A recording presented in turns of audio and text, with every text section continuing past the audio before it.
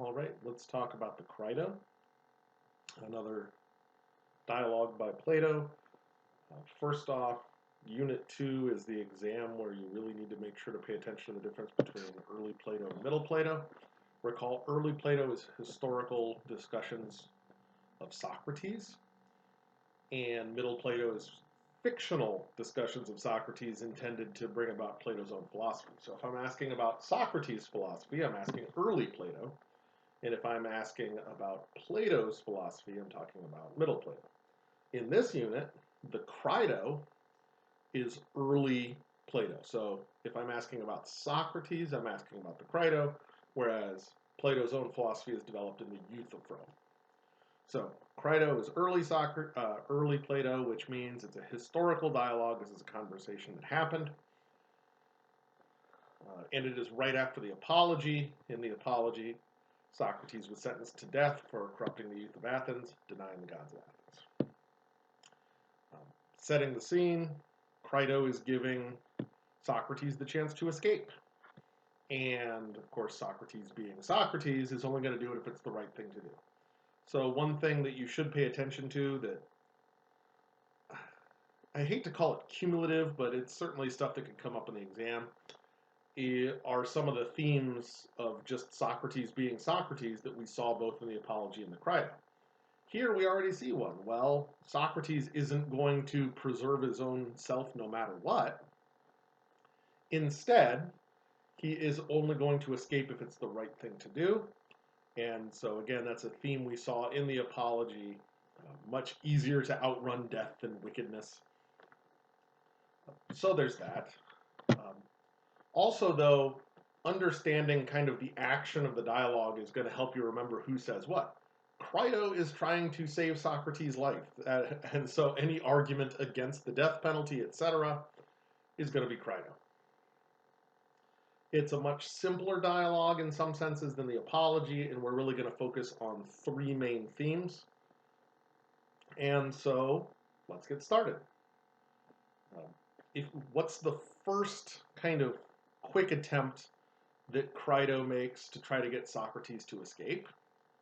Is roughly, he's going to say, look, the tides have changed. People don't want you to die, Socrates. And so lots of people think you should escape, therefore you should escape in argument form. First of all, that's not a very good argument. That was actually on the fallacy list. That's called an appeal to popularity or a bandwagon argument.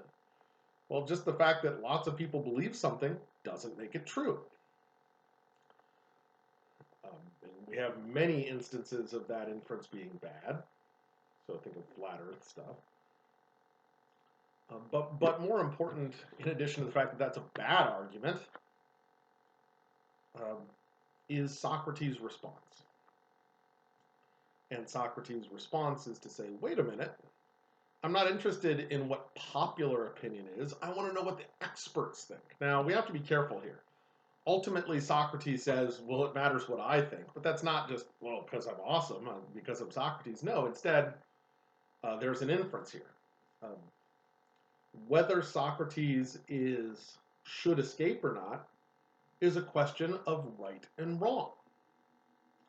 And that is, it's a question of ethics. Which means, if I want to know something about ethics, who should I ask? An ethicist. Ethics is a branch of philosophy. Socrates was an ethicist. And so what he's really saying here is when it comes to whether he should escape or not, we should listen to experts. So again, another theme from the Apology, remember the craftsman. We should listen to experts about expertise. And so, first of all, that's enough reason to kind of dump Crito's point. Well, we don't listen to popular opinion generally, but more importantly, we should pay attention to experts in ethics. Having said that, here's a really interesting question, and if you want to write a discussion response, here's an interesting one. In case you missed it, Socrates just espoused a view that's really unpopular in America right now. That we should, well, first of all, it's generally unpopular that we should listen to experts about their topics, but more importantly, there's a very prevalent belief in the U.S. that ethics is something anybody can do. That all of our opinions are equally good in ethics. Um, so notice Socrates is bucking that trend there. Imagine if an abortion debate started with, well, I don't have proper training in ethics or really even in biology to comment intelligently on this, and so this is all opinion rather than knowledge or fact, but here's what I think about abortion. How often have you had a conversation in ethics start that way? Never. And so, very common belief in the US that ethics is something lay people can do. Ethics is somehow no different than determining what the weather is outside, that anybody can do it. Socrates says no. Ethics is a position that requires expertise. There are people with PhDs in it. He doesn't say that, but there are people with PhDs in it, and we should defer to an expert in ethics in ethical matters. So that's a really interesting dispute, and think of how radically that might affect political, religious, and moral landscapes in the U.S. if Socrates is right, because that's a very different type of position than we start with. So two things. One, is Socrates right? Two, if he is right, what are you going to do about it? That's a really interesting set of questions that I'd love to hear your answer on in the discussion board. But let's move on for a minute. The next important question, and I should say disagreement in the Crito dialogue, is what life has value. Crito, of course, is trying to get Socrates out of capital punishment here, so he's going to take a position you hear a lot in the US nowadays, that all life, or at least all human life, has value. What does Socrates say? No, that's not true. Only the good life has value. And so there's another one of these substantive disagreements that still has contemporary moral ramifications. And I'm going to say some more about it, but it's another topic you could write on in the discussion board. First of all, here's an interesting one. Who is espousing the popular opinion there? Believe it or not, it's Socrates. Just saying the good life has value was utterly standard in ancient Greece. This position of all life has value, even if it's pretty common in the US now, ultimately that kind of comes later with Christianity before anybody espouses that kind of position. So Crito was the one actually espousing a view that was radical at the time. But let's talk about it. Whose life has value? First of all, in the sense of capital punishment. So it's trivially true that everyone's life has value in some sense. What we're asking is, whose life has value to the point that we should not execute them, even if they've committed a capital crime. So situated in the context of capital punishment, do you want to say all life has value or not? The more extreme position is the all. The categorical position is almost always the more extreme position. Which means, since we're starting to do a little bit of conceptual analysis here, if you want to say all, that means you got to say it for the hard cases, not just the easy cases. Well, Socrates is an easy case. Well, of course we shouldn't execute Socrates. But if I want to say we shouldn't execute anybody, take an extreme case and defend that. So, as an example, Albert Fish probably has my vote for worst human being of all time. He was a serial killer active in the early 1900s, claims to have killed children in every state. He was also a sadist, and a cannibal, and a couple of other things. So he would capture a child, torture them, kill them, eat them, and on one occasion write a detailed letter to the child's parents explaining what he had done to them. He was eventually captured, found guilty, tried, and executed at Sing Sing prison in New York. So, if you want to say all life has value to the point that we shouldn't execute anyone, tell me about Albert Fish. Don't tell me about Socrates, because that's really, right, we have to resolve the controversy, not the easy cases. Although in some senses, Albert Fish might have been an easy case just because he was so crazy, he clearly should have been not guilty by reason of insanity. But setting that aside, start with the hard cases. if you want to defend that position, which it's fine if you do, or if you want to side with Socrates, what do you think and why? So that was the second major dispute. The third thing that we want to take from the Crito, and what we're really going to spend most of our time on, really important concept, might come up again, is the social contract. I told you to Google this before you read the Crito. Hopefully you did. If not, pause here, go Google the social contract and go find it in the Crito, then start up again. So first of all, start really, really big picture. What is the social contract? And this is a question much bigger than the Crito. Roughly speaking, the social contract is the sole basis for legitimate government authority. So stop and think about it for a minute. The government is the only entity that can take away your rights without doing anything wrong. That is, put you in prison, etc. Maybe even execute. That's a heck of a lot of power. Where does that power come from? Where does the government get its authority? And answering that question is really important, because if we don't answer that, then we can't answer what duties we have to the government. If the government is a legitimate authority, that means we're going to have to treat with it very differently than if it's an illegitimate authority. So big picture, social contract is the most defensible answer for where does government authority come from. And interestingly enough, as far as I know, the Crito is the first statement of the social contract. The idea was around in ancient Greece. Then it disappeared for almost 2,000 years, and then it appeared again in early modern Europe. Now, why is that the case? Because in between those times, people tried to say the authority of government came from God. After that argument fell apart, they needed to figure out where government authority really comes from. Answer seems to be the social contract. So this is as big a picture and as important as you could get. Any philosophical discussion, which should be most discussions about government, what the government should be doing, what the government should not be doing, what policies should be enacted, etc., probably going to have to trace back to say something about the social contract.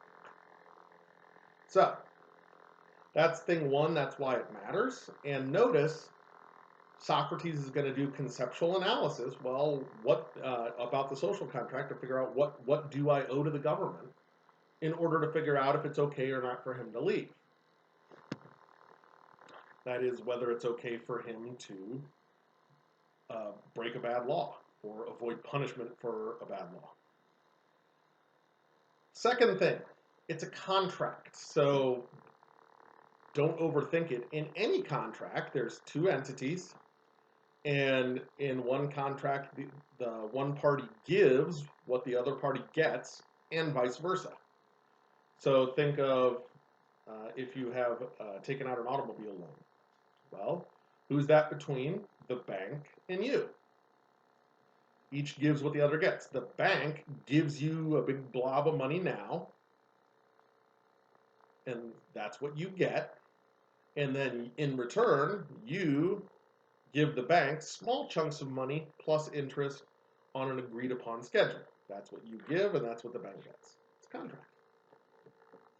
So, in order to fully understand the social contract, first of all, who's it between?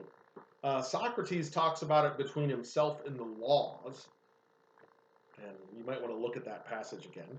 But more generally, any social contract is between the state and the citizen. The state's a little bit of an abstract. It's not talking about a specific individual in government. It's talking about the government.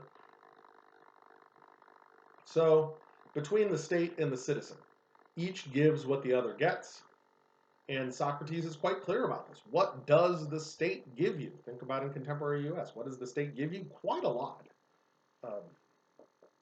So there's a lot of things we could say, but it really sorts into three main areas. Area number one, protection. The state protects you internally with policing and externally with military. Second big thing, the state gives you education. You get free K through 12 and then deeply, deeply discounted college education for as long as you want it. In case you wonder what the S in KSU stands for, it's because the state's paying most of your tuition. The third thing is all that other stuff. Well, think about roads and power lines and subsidized natural gas and electricity, etc. And FDA making sure you don't consume poisonous stuff and all of that, those kind of things are lumped under this third category, which we might call infrastructure. And so the state gives us protection, education, infrastructure. What's really cool is the last two are kind of cumulative. Those investments are always returned, and infrastructure builds over time. So in the U.S., just being born in the U.S. with the current and extant infrastructure, it's like someone handing you a check for $1.7 million. There you go. Those figures are based on, roughly speaking, how difficult it would be to build your own roads and your own sources of power and all these other things. But it's pretty cool. So that's what the government gives you. And what does it get? What do you have to give the government? One thing and only one thing. Everything else you owe the government falls under that one thing. What is the one thing? Follow the laws. If you're one who has to pay taxes, that's part of following the laws. If you're one who has to do military service, that's part of following the laws. So the government will never ask you anything except obedience to the law. So far, so good. But Athens was a democracy like the U.S. Yes, the Republic, but anyway. And so there's kind of these two sweeteners. And they have to do with, well, what happens if you don't like the laws? Socrates says, look, you could do two things. One, you could exit the contract. That is, you could just leave. You could collect all your stuff and go. And since you're living in the first world, you might not realize what a big deal that is. There's a lot of countries where you can't take your stuff with you if you flee. So no roadblocks will be thrown up. If you don't like the contract, you can go. The second kind of sweetener, if you don't like the contract, remember you could change the laws. Athens is a democracy. If you want to change the laws, you state your case, you get people behind it, you make a vote. U.S. something similar, except you go pester your congressperson instead. Always pester your congresspeople, by the way. Be an active member of government. And so that's a pretty sweet deal. So now here's what you might call Socrates' argument, though we're not going to do it in argument form. So first of all, Socrates is going to argue that there's a contract in place. Why think that? First of all, did the state uphold its end of the contract? Yes. Did the state give Socrates protection? Yep. Did the state give Socrates education? Yep. Did the state give Socrates the infrastructure? Yep. Was there anything illegal about the trial? Nope. So that was probably not as important. But so first of all, the state upheld its end of the contract. But further, before his point of incarceration, did Socrates ever try to leave? No. Did he ever try to change the law? No. Even though he knew it was kind of a bad law and this kind of thing could happen. So what that means, the fact that Socrates didn't try to escape the contract by leaving, and he didn't try to change the law democratically, those two together implicitly show that he accepts the terms of the contract. So Socrates accepts the terms of the contract, and the government fulfilled its end of the contract, which means, quite simply, Socrates has to uphold his end. And this isn't about law, this is actually about morality. This is about right and wrong. Because Socrates accepted the terms, and because the government upheld its end, it would be morally wrong, not just illegal, wrong, for Socrates to not uphold its end. It's no different than borrowing $20,000 from somebody and then saying, no, I'm not going to pay it back. It's wrong. You said you would, you accepted the terms, they upheld their end, you are morally obligated to uphold your end. And so there, in a nutshell, is Socrates' argument But notice it comes through conceptual analysis. What is a social contract? How does that inform my actions? And that's a really important thing to take out of the Crito. It might come up again. So that's all I have to say for the Crito. But again, there's some really interesting topics. I expect a lively discussion board here.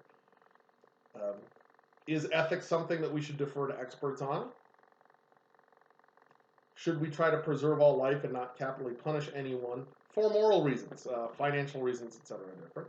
And thirdly, is Socrates right about the social contract and his employing of the social contract, or should he have escaped for some reason? Those are great things to talk about. Love to hear your thoughts.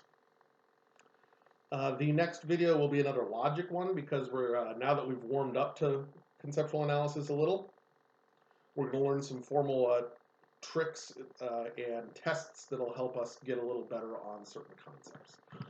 Mickey out.